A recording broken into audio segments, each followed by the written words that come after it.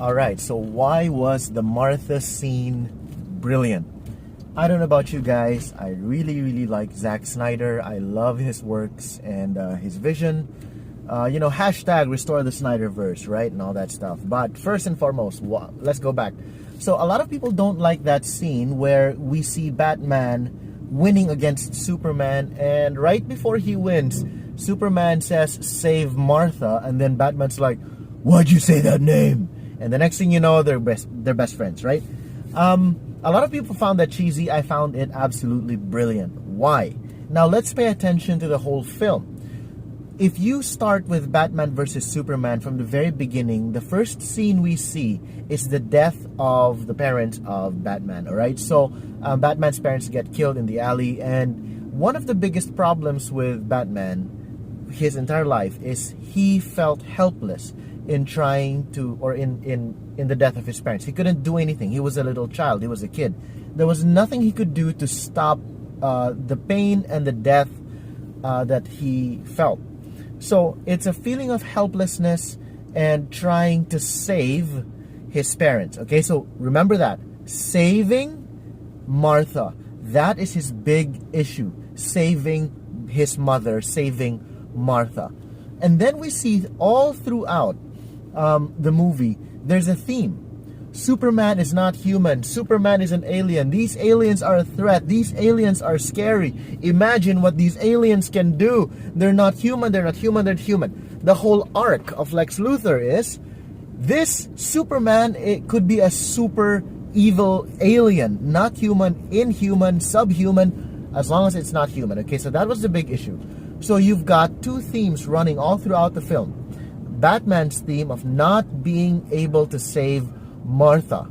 And then suddenly, this other theme running along beside it, not human equals bad. Not human equals bad.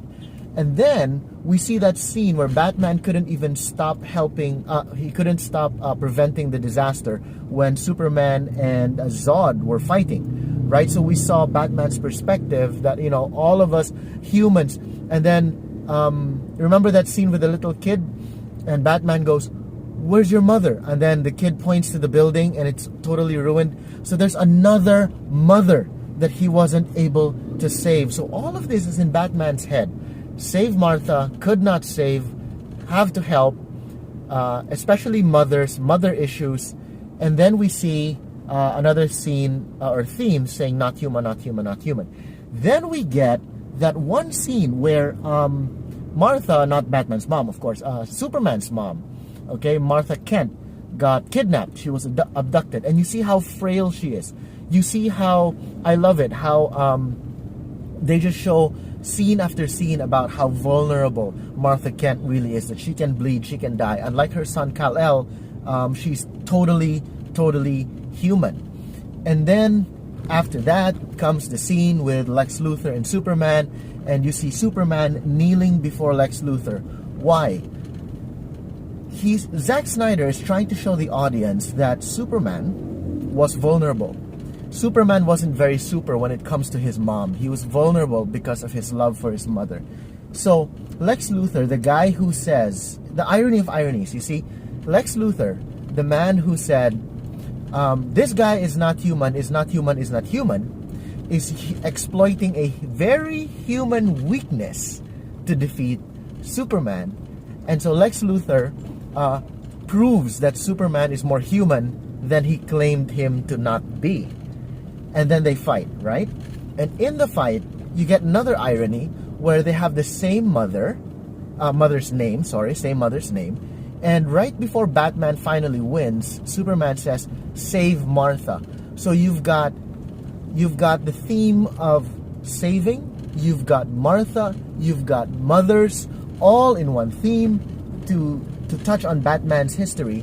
And then we also see the other theme, that Superman and Batman, as different as they were, they had two things in common. One, they were both heroes, but two, they both had mothers that they loved.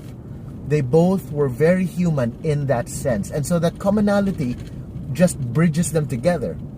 And what happened in that scene was you could see the change in Batman's psyche, in his mentality, from you are an inhuman, not human, you're a threat. You're an inhuman threat, to suddenly you're just as vulnerable as all of us. You're just as weak and as frail as all of us. Your constitution might be Kal-El, Kryptonian, but you're very human. And so we both have the same goals. And so suddenly that regret comes in. The regret of, I was trying to kill someone who was actually so much like me in so many different ways. And so the regret, and you know what happens when we regret things, right? Suddenly we try to make up for it. From I totally hate you to I totally owe you and I will totally do everything to show you how much I care about you. And so it's not, oh, their mother has the same name, therefore they became best friends. No. It's I've devoted so much time in my heart to hate you, to fear you, to be angry at you. And I realize I've made one of the biggest mistakes ever. I almost killed someone who's just like me. So when he tries to finally save Martha, you see the ruthlessness of Batman in those fight scenes, just beating up those goons. Why? Why was he so passionate? It's not just because he's Batman, but in my mind, at least in my mind, here is a mother he could save.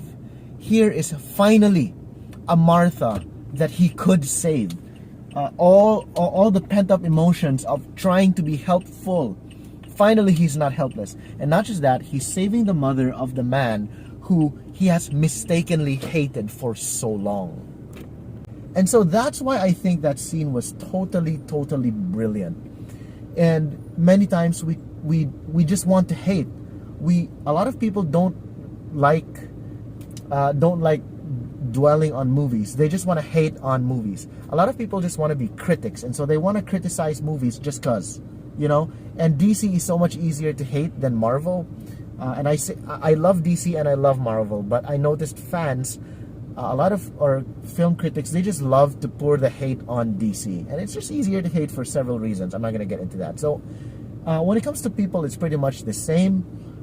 We don't like taking the time to think of where the other person's coming from. We don't want to think of the big themes. We don't want to think of the emotional experiences people are going through. All we want to think about is, how can I get justification to hate on that guy? How can I justify my anger being poured out, my hatred, my criticism, my pride to get poured out on that person, on that object?